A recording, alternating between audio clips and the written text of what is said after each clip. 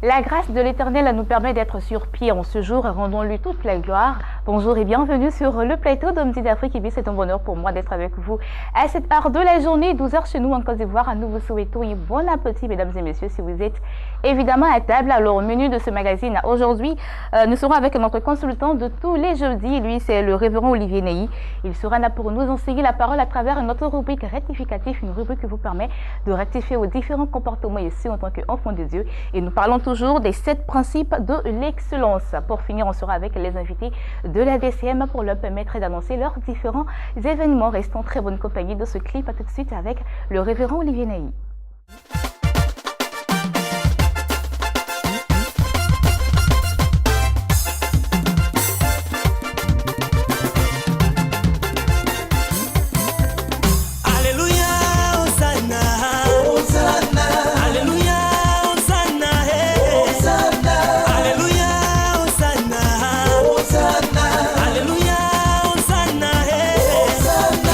Oh, tu es mon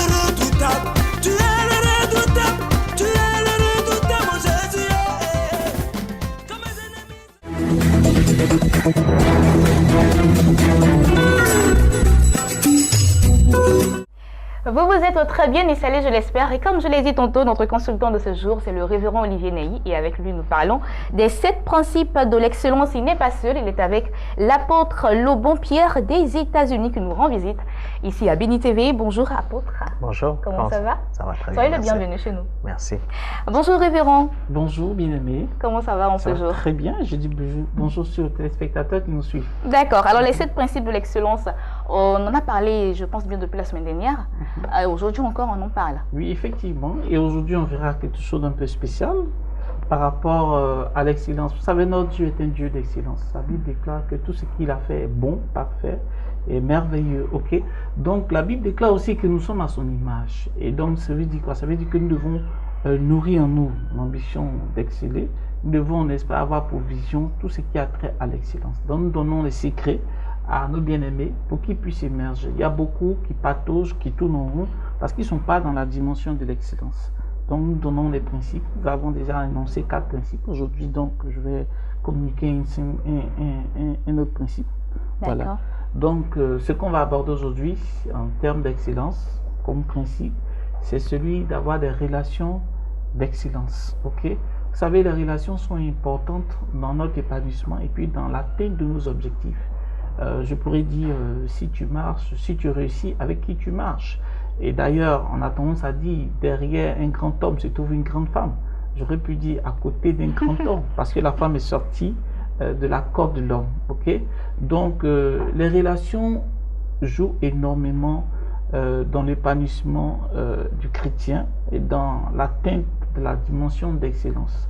Pourquoi? Parce que une relation qui vient et qui a une influence négative, qui a un mauvais caractère, qui a une mauvaise attitude, va avoir un impact sur notre vie au quotidien et va désorganiser la vision que nous avons de nos projets, de nos activités.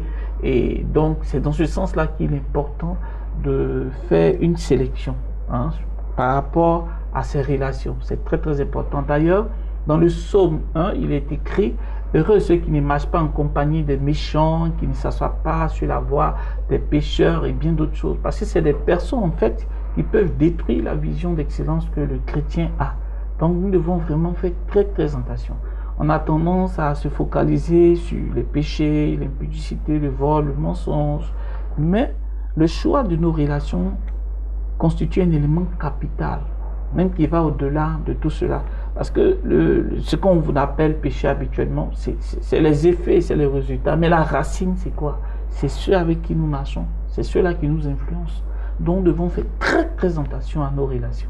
Si nous voulons être dans l'excellence, c'est très, très important. D'accord. Donc, nous allons faire attention à notre relation, à notre entourage, c'est cela.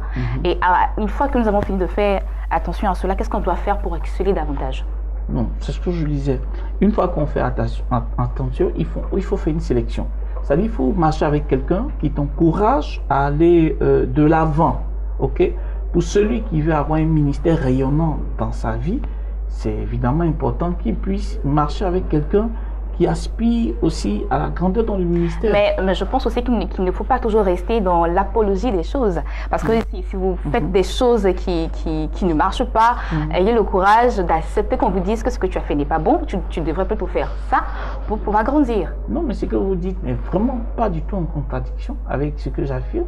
Le fait d'avoir des relations d'excellence ne veut pas dire qu'on n'accepte pas des critiques ou bien qu'on n'accepte pas d'opinions divergentes. Non, non, non, non, non.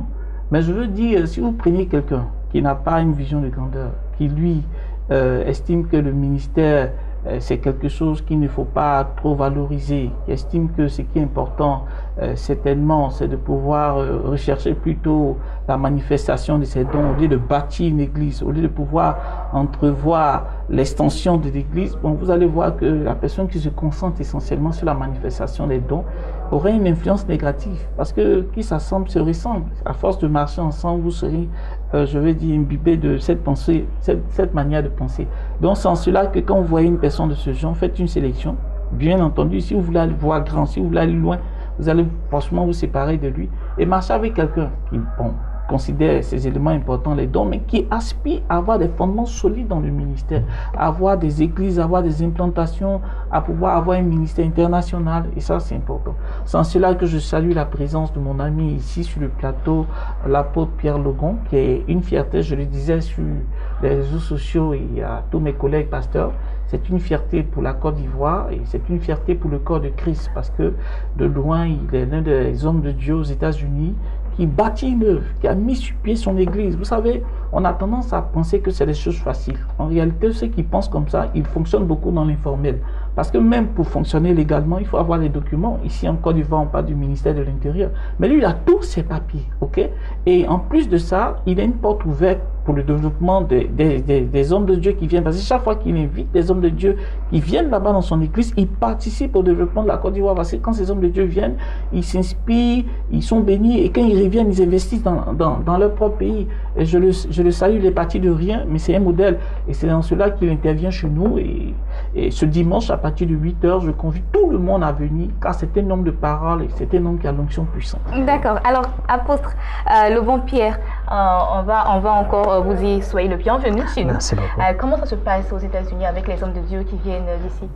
C'est une collaboration, comme le disait le révérend Naï, qu'on essaie d'avoir avec les gens en général dans le corps de Christ, non seulement les gens qui viennent d'Afrique, mais les gens qui sont en Europe aussi, les gens qui sont aux États-Unis. On n'a pas de problème culturel.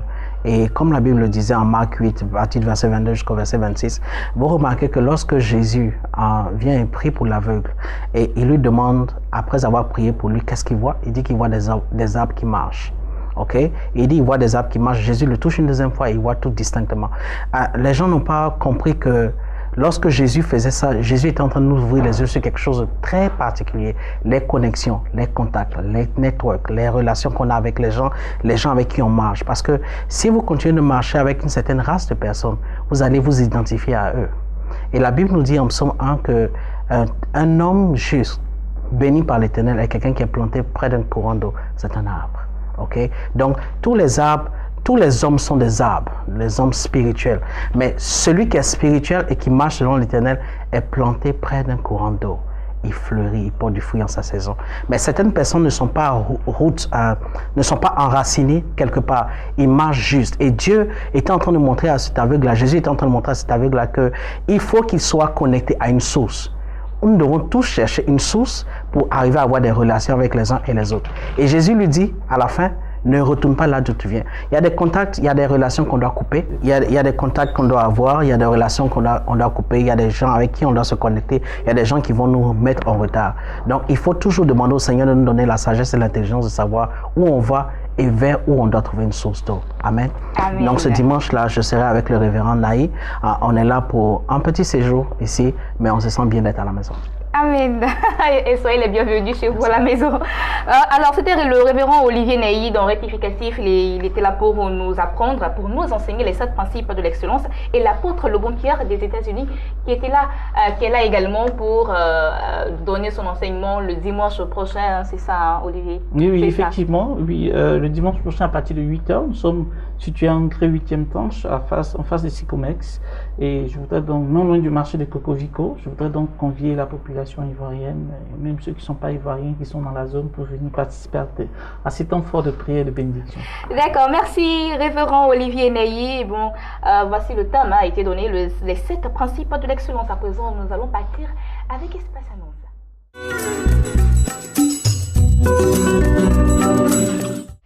Espace Annonce à présent, nous sommes avec 2 invités sur notre plateau. Il s'agit de l'apôtre Yeo Prosper de la race des vainqueurs. Il n'est pas seul, il est avec le centre Papazito. Bonjour Papazito. Bonjour. Comment ça va? Ça va bien.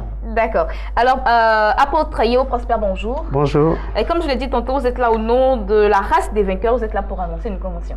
Oui. D'accord. Et qu'est-ce que c'est exactement cette convention? Il faut dire que la race des vainqueurs a existé d'abord comme un ministère depuis 2004. Et c'est en 2013 que nous avions pris le volet d'église. Et après 3 ans d'exercice du ministère dans le cadre de l'église, nous avions trouvé bon de rassembler tous nos fidèles et pour pouvoir vivre ensemble des moments de plaisir que nous avions appelés une convention. Donc c'est notre première grande convention en tant qu'église depuis 2014. Et comment cela va se dérouler? Il faut dire que cette convention va commencer le 19, samedi qui vient, le 19 à partir de 9h. Et nous allons finir à 13h. Mais la particularité de cette cérémonie inaugurale de cette convention, c'est que nous allons profiter pour faire la pose de première pierre de notre église qui se trouve à Koweït. Donc nous allons construire un temple là-bas et au cours de cette convention, nous allons faire la pose de première pierre. Après ça, à partir de 18h jusqu'à 22h, avec les artistes et les hommes de Dieu que nous avons invités de partout, nous allons avoir des temps de délivrance et des temps de miracles. Et ceux qui vont dormir sur les sites, nous avions déjà prévu des lieux où les gens vont dormir. Le lendemain matin, à partir de 4h30, nous allons avoir une dévotion matin jusqu'à 6h du matin. Et après ça, les gens vont aller faire leurs toilettes. Et à 9h, nous allons faire un culte de remerciement à Dieu jusqu'à 13h. Et ce sera la fin de cette grande convention que le Seigneur a voulu que nous organisions. D'accord. Et qui seront les orateurs? Il faut dire qu'à cette grande convention, il y aura aussi de grands serviteurs de Dieu. Sachez que cette convention est faite sous le parrainage de l'apôtre Yaobio, c'est mon père spirituel, et je ne peux pas faire des pas sans avoir son soutien. Et aussi mon formateur, mon coach, mon mentor, le docteur Adadi Albert, c'est celui qui va présider même la cérémonie inaugurale. Ajouté à cela se trouvent d'éminents serviteurs de Dieu qui viendront des États-Unis. Nous avions le bishop Quadio Gaston, qui est un homme établi à Washington State, où il a une église vraiment imposante. Ajouté à cela, il y aura un évangéliste international américain qu'on appelle Geoffrey Meyer, que j'ai eu l'opportunité de côtoyer 2 fois de mes voyages aux États-Unis. Et il y aura aussi celle-là qu'on appelle la jeune fille, c'est une femme de 111 ans. Elle est pasteur à Bellingham. Et cette femme-là, elle s'appelle révérend pasteur Jay. On l'appelle Jay, mais elle s'appelle Jonita Johnson. Elle sera là. Et déjà, les 3 que je viens de citer sont déjà ici à Abidjan. Et ajouté à cela, il y a un homme de Dieu qui viendra du Canada, l'apôtre Apollos Aliba, qui sera là, qui est déjà là. Nous avions aussi le pasteur Jean-Pierre Kwasi Atu de l'église EPM de Cotonou qui sera là. Nous avions aussi l'apôtre Tano Akoyi Paul qui fut le pasteur qui m'a baptisé en 89 par immersion. D'accord, donc qui sera là on déduit qu'il y aura beaucoup d'orateurs. Beaucoup d'orateurs, non pas de moindres. Et comme je l'ai dit tantôt, Papa Zito est sur notre plateau, il fera partie de cet événement. Voilà, donc je confirme ma présence à cette grande convention qui aura lieu. Aussi et confirmer la présence des chantres que je vais citer les noms maintenant. On aura Jamais Kuiper, on aura Otis, on aura Mbizi et d'autres personnes qui sont encore là, d'autres chants qui seront là. Et c'est ça c'est des surprises. Voilà, donc pour dire, j'appelle le peuple de Dieu d'être là nombreux parce que... Franchement, c'est nombreux. Nombreux parce que Dieu va se manifester. Comme toujours, je connais cet homme de Dieu, l'apôtre Yo, quand il organise le programme, Dieu descend. Parce que c'est un homme qui vit selon la voie. Merci Papa Zito. On va donner le contact apôtre Yo. Vraiment, avant de donner le contact, je voudrais lancer un appel. Rapidement. Il faut dire qu'à cette convention, il y aura quelque chose d'extraordinaire qui va se passer. Bon, imaginez-vous qu'à Yopougon, Koweït, ce soit les funérailles d'un grand braqueur qu'on devait organiser là-bas. Je peux vous rassurer que tous les grands braqueurs d'Abidjan viendront, tous les grands pickpockets d'Abidjan viendront pour honorer les vieux pères. Et vous allez voir que chacun viendra avec sa technique de vol, chacun viendra avec sa technique de braquage. Et je peux vous dire, vers 23h à cette veillée, l'espace aérien et terrestre est miné de l'esprit de vol. Mais imaginez-vous ces éminents serviteurs de Dieu, des pères de la foi, qui viendront de partout, avec l'onction, chaque homme de Dieu a sa grâce. Je peux vous rassurer, pour tous ceux qui viendront, l'atmosphère sera chargée spirituellement. La grâce sera en abondance. Il y aura un embouteillage d'onction ce jour-là. Donc je vais inviter chacun, si tu es malade, viens à ce programme.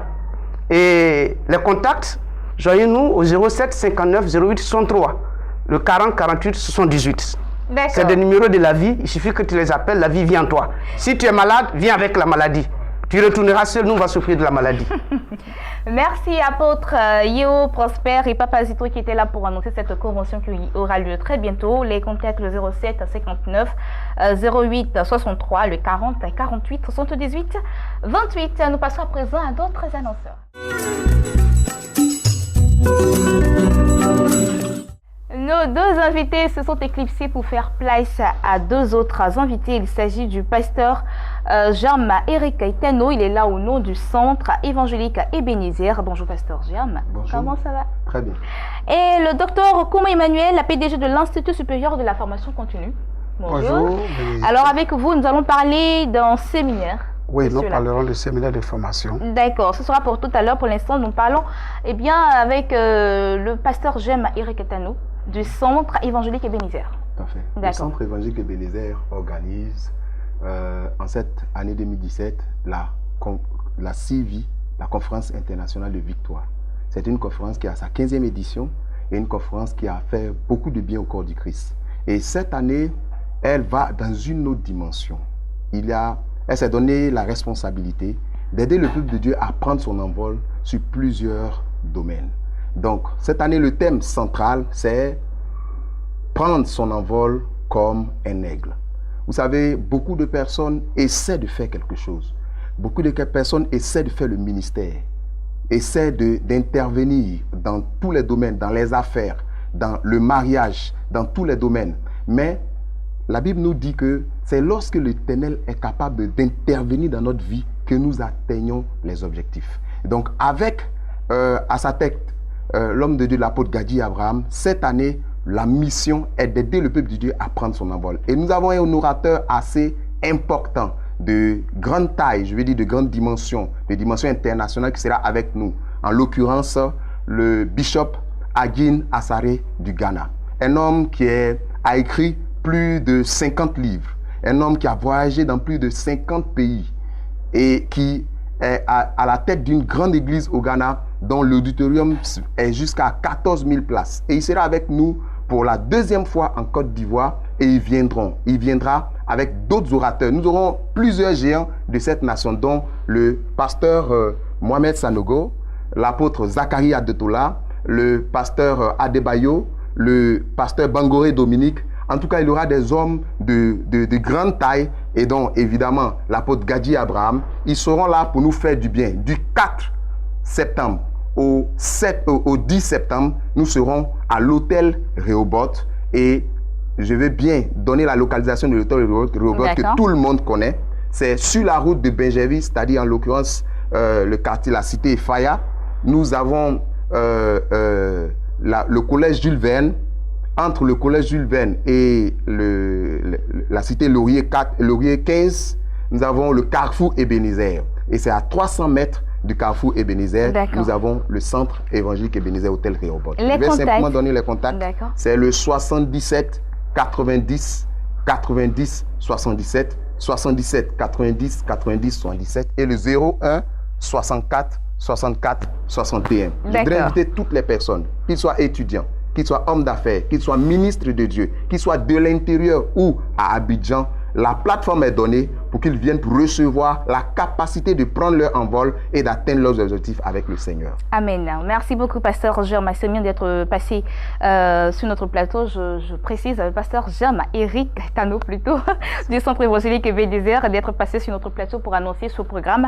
Les contacts, le 77 90 90 77, le 01 64 64 61. Nous sommes avec le docteur Kouma Emmanuel, PDG de l'Institut supérieur de la formation continue. Et avec lui, nous parlons de séminaires de formation. Oui, nous parlons de séminaires de formation. Nous parlons de séminaires de formation parce que le Seigneur a dit on peut périr parce qu'il manque la connaissance. Aujourd'hui, l'Église est en train de périr. L'Église a besoin de savoir. L'Église a besoin de savoir-être, savoir-faire et les savoir-faire faire. Raison pour laquelle nous organisons ces séminaires pour renforcer les capacités des enfants de Dieu, ceux qui sont à l'Église, qui ne sont pas dans l'église, qui sont dans la Côte d'Ivoire, hors de la Côte d'Ivoire, pour que ces personnes puissent se prendre eux-mêmes en charge et pouvoir aider aussi les démunis. C'est pourquoi ce samedi 26, nous aurons un séminaire de formation dont le thème est l'intelligence émotionnelle. Comment est-ce qu'on peut gérer cette affaire? Nous avons notre intelligence, mais il y a l'émotion dans l'intelligence. Il y a deux facettes.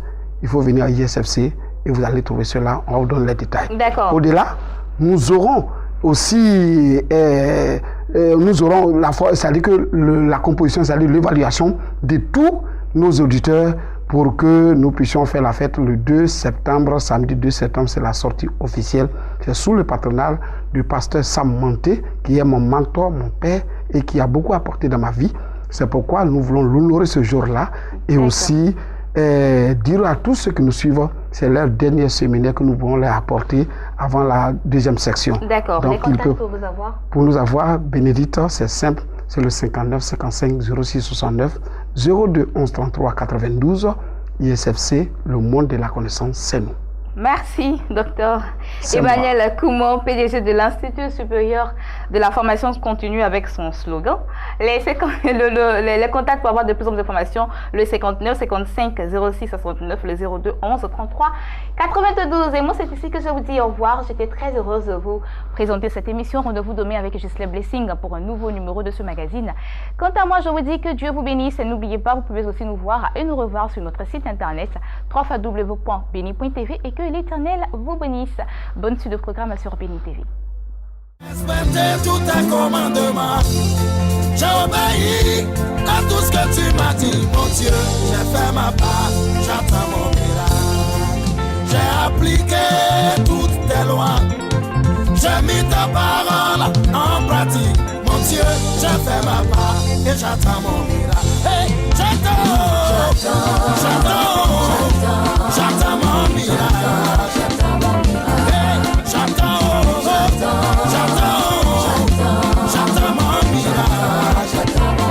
Si tu as fait pour Salomon, tu as fait pour Isaac, tu as fait pour Daniel. Tu n'as pas changé, tu es toujours le même. Tu es le Dieu de miracles. J'attends mon miracle. J'attends mon miracle.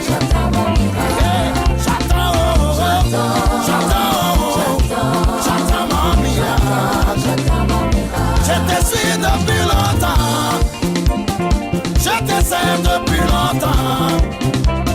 Autour de moi les gens avancent. Hey! Autour de moi les gens prospèrent. Moi j'attends mon miracle. Moi j'attends mon miracle.